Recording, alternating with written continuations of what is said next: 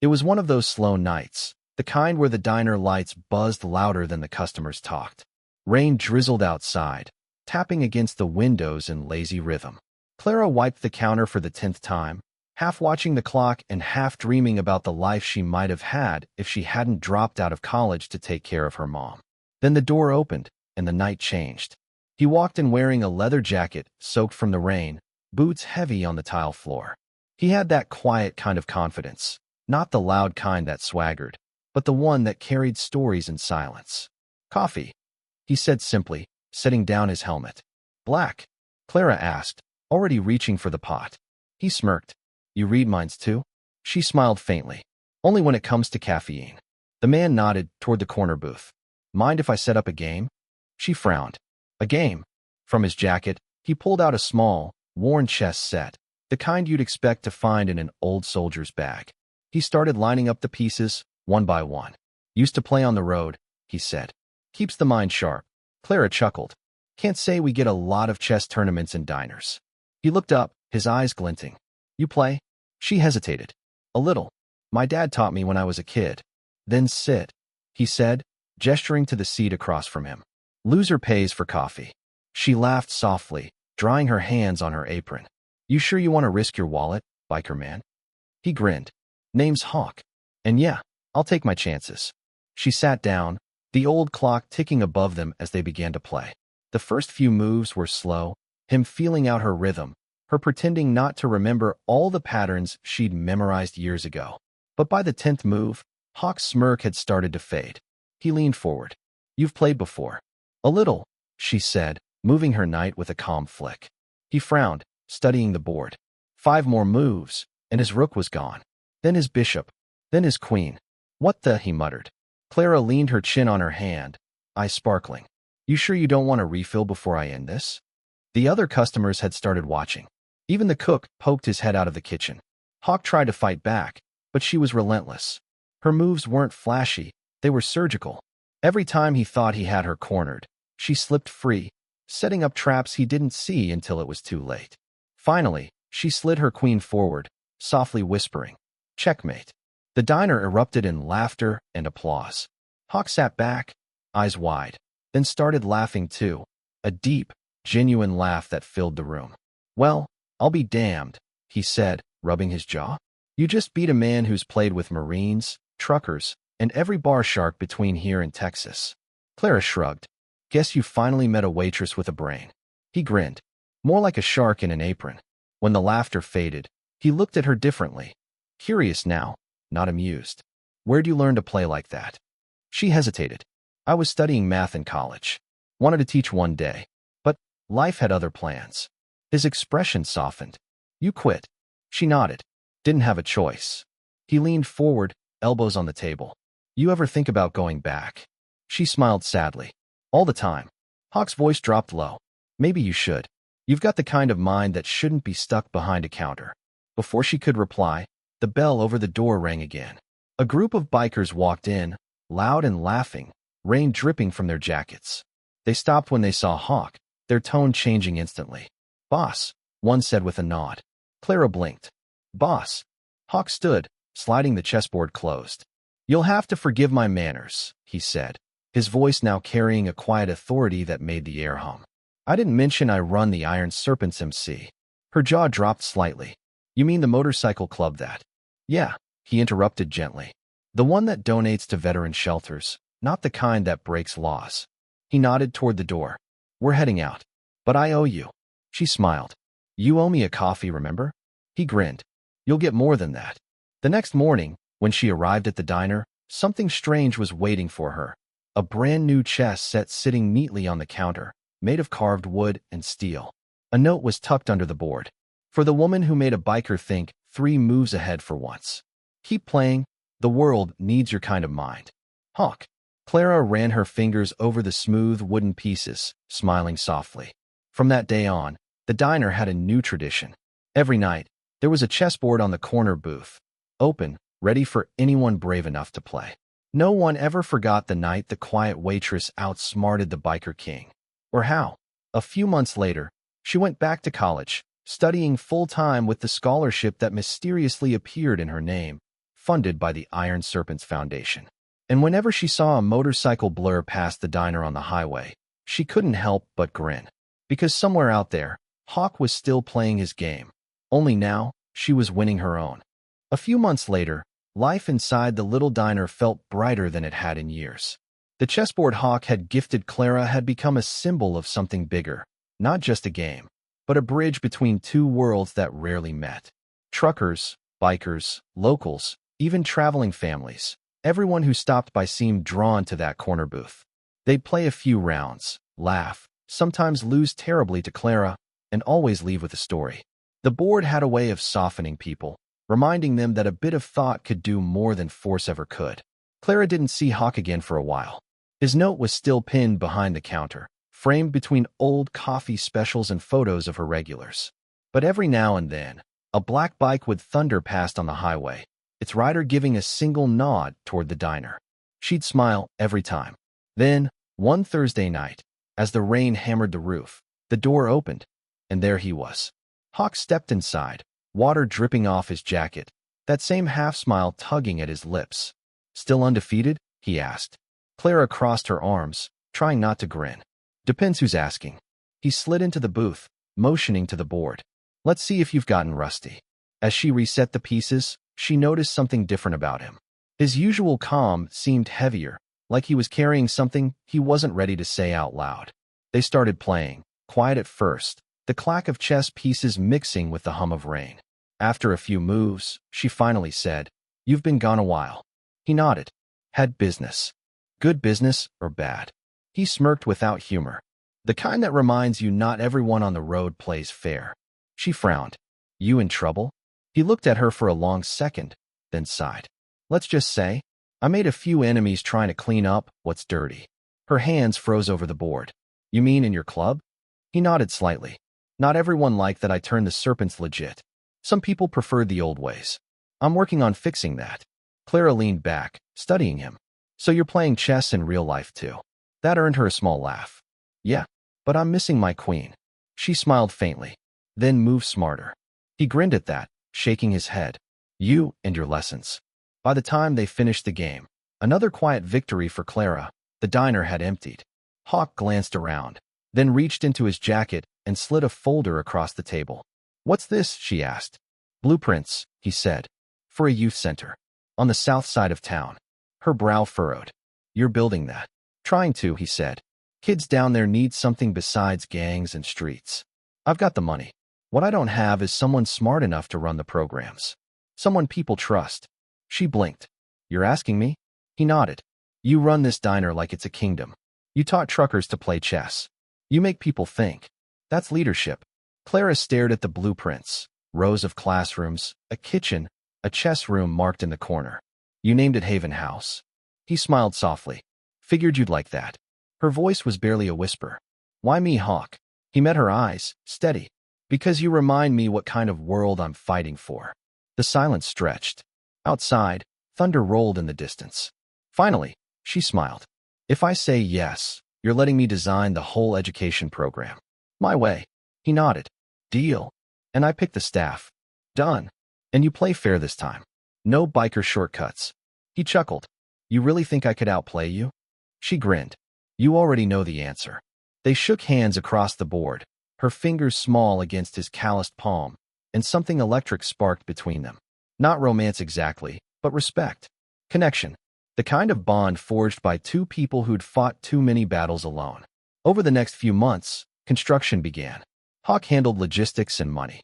Clara handled everything else, teaching programs, staff, and a weekly chess club for kids. She poured herself into it, watching as the dusty lot slowly turned into a bright new building filled with promise. When the center finally opened, the mayor called it a symbol of second chances. But Clara knew it was more than that. It was proof that brains and grit could build something beautiful together. That night, she found Hawk sitting on the steps outside, watching the neon sign flicker to life. Haven House, built by hands and hearts. She sat beside him quietly. "We did it." He smiled without looking away from the sign. "You did. I just moved the pieces you couldn't reach." She nudged him playfully. "You know, if you'd focused that brain of yours, you might actually beat me one day." He laughed. "Not a chance." You're 3 moves ahead of me, even when you're not trying. As the last of the kids left and the night grew still, Hawk stood, resting his hand briefly on her shoulder. Keep teaching them, Clara. You're turning this town into something I didn't think possible. She looked up at him. And what's that? He smiled. A place where people win without fighting. Then he walked off toward his bike, the rumble of the engine fading into the dark. Clara watched him go, a quiet warmth filling her chest. The board was still set up inside, a symbol of how one small game had changed everything. And sometimes, late at night when she locked up, she'd whisper to the empty diner, "Checkmate, Hawk." Every time. By the following year, the Haven House project had become more than just a story. It was a movement. The once-forgotten stretch of highway that held Clara's diner now buzzed with life.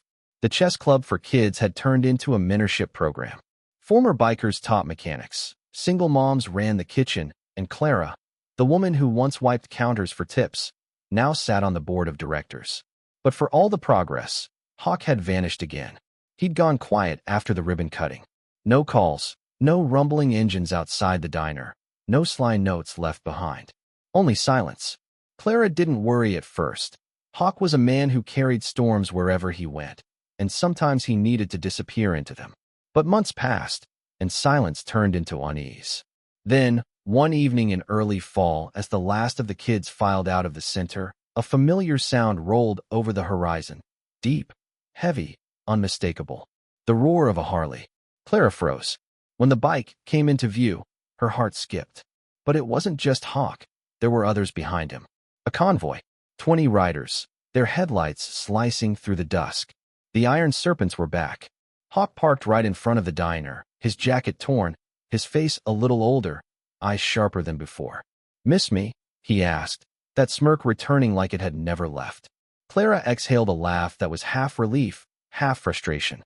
"You vanish for 8 months and just show up like nothing happened?" He shrugged. "Long road. Complicated game." She crossed her arms. "You look like you've been in a war." He smiled faintly. "Close enough." He sat down at his old booth, the one with the chessboard carved into the table, and looked around. The place had changed even more since he'd last seen it. Photos of kids graduating, volunteers smiling, and a framed newspaper article titled, "The Waitress Who Built Hope with a Game of Chess." He pointed at it. "Didn't know I was sitting across from a celebrity." "Don't change the subject," she said. "Where have you been?" He looked down at the chessboard, moving a pawn absent-mindedly. "There were still people who didn't like what we were building. I had to clear the board." Her eyes softened. "You mean you went after the old gang?" He nodded once. "Couldn't risk them tearing down what we made here. Took longer than I planned. But it's done now." She sat across from him, studying his tired face. "And what about you?" He looked up, smiling faintly. "Still standing." "Barely." Then his tone shifted, quieter. "I saw what you've done here. The Haven House. The kids. The workshops. You turned one diner into a miracle, Clara." She shook her head. "We did." He chuckled softly. "You always share the credit. Drives me crazy." They played again that night, their first match in nearly a year. Neither of them spoke much, just moved pieces, reading each other like they always had. Halfway through the game, Hawk leaned back, watching her move. "You ever wonder if life's just one big chess match?" he asked. "All the time," she said. "The trick is remembering it's not always about winning. Sometimes it's about protecting the right pieces." He smiled at that. "You sound like my conscience." "I probably am," she teased. When she finally said checkmate, Hawk didn't even look surprised. "You never miss a move, do you?" She smiled softly. "Only the ones I choose to." He nodded slowly, the meaning sinking in. "Then I guess I should tell you the real reason I came back." Clara blinked. "There's more." He reached into his jacket and placed a folded document on the table. "The Iron Serpents are done. We're going legitimate, officially.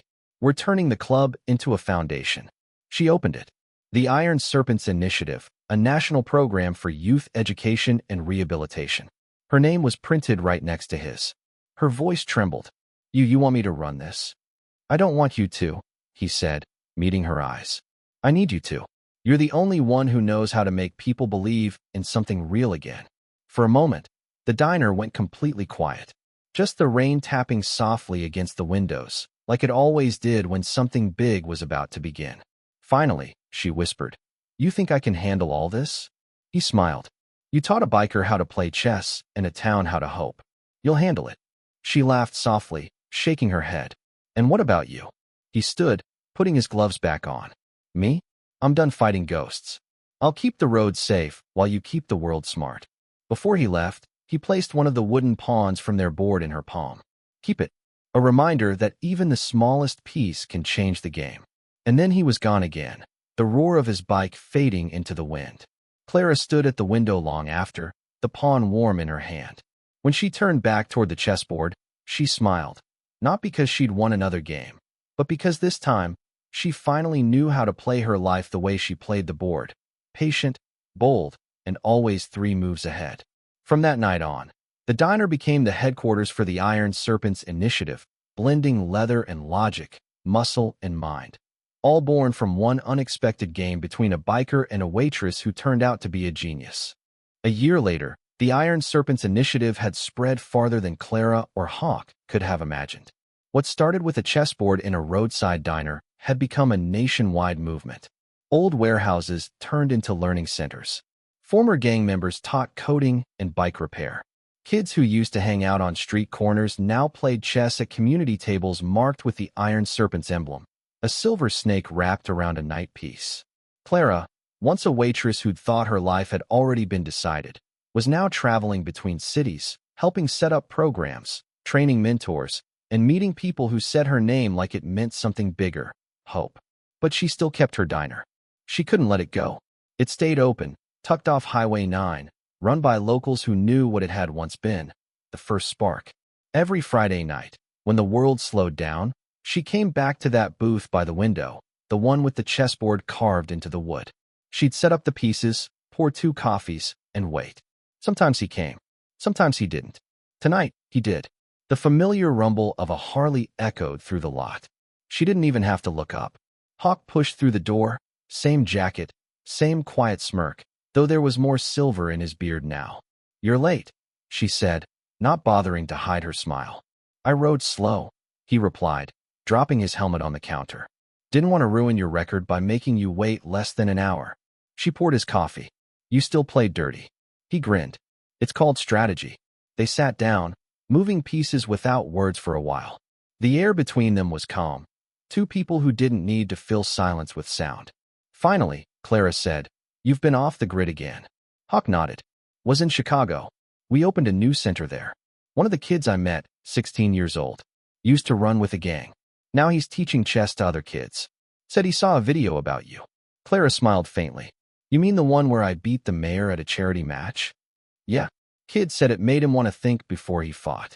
She looked at him. "That's your doing, not mine." He shook his head. "No, Clara. You started all of this. I just rode behind." They kept playing. Hawk was better now, slower, more deliberate. He wasn't the impatient player who used to charge with his queen too early. He'd learned patience. He'd learned her way. Midway through the game, he looked up suddenly. "You know, I used to think power meant control. Engines, money, respect. But now I think it's just the ability to make something grow." She tilted her head. "You sound like me." He smiled. "Guess your genius rubbed off." They played on until only a few pieces remained. Hawk made a move that surprised her. Quiet, clever, patient. "Check," he said softly. Clara's eyebrows lifted. "You've been practicing." "Every night," he said. "Had to, if I ever wanted to beat you." She leaned forward, scanning the board. After a moment, she smiled. That small, knowing smile he'd missed. "Nice trap." "Thanks." She moved 1 pawn forward. "But not enough." Hawk frowned, looked down, and then laughed when he saw it. His king was cornered. He leaned back, shaking his head. "You still see everything." "Occupational hazard," she said with a wink. When the laughter faded, they just sat there for a moment, quiet. The diner lights glowed soft and golden around them. Hawk's voice was lower now. "I ever tell you why I really started carrying that chess set?" She shook her head. "My brother," he said. "He used to play. Said chess was life. Full of sacrifices that only make sense when you look back far enough. I didn't get it then. I just thought it was a game." He paused. "But you made me see what he meant." Clara's voice softened. "He'd be proud of what you've built." He looked at her for a long moment. "We built it." The bell over the door jingled as a group of kids came in, laughing, carrying backpacks with the Iron Serpents logo stitched on them. They spotted the chessboard and froze. One of them whispered, "Is that her?" Clara smiled, waving them over. "You play?" The kids nodded eagerly. "Good," she said, standing. "Because this man here," she pointed to Hawk, "thinks he's unbeatable. Show him otherwise." The kids laughed, rushing over. Hawk groaned. "Really? You're throwing me to the wolves." She smirked. "You started this. Time to face the next generation." He sighed dramatically, sitting back down. "Fine. But if I lose, I'm blaming you." "You always do," she teased, walking to the counter. As the kids gathered around Hawk, asking questions and laughing, Clara watched them. The laughter, the light, the sense of safety that once didn't exist here. And for the first time, she realized the truth. She didn't need to keep playing to win. She already had. Outside, the wind shifted. A long stretch of highway hummed in the distance, calling to every rider, every wanderer looking for something more. But inside that diner, time stood still. The hum of engines replaced by the quiet click of chess pieces, the sound of growth, of legacy, of lives changed because one biker had asked a waitress to play a game for fun and found out she was a genius. When Hawk finally looked up and caught her watching, he just smiled. "Your move, partner," he said. And she smiled back, knowing that somehow it always would be.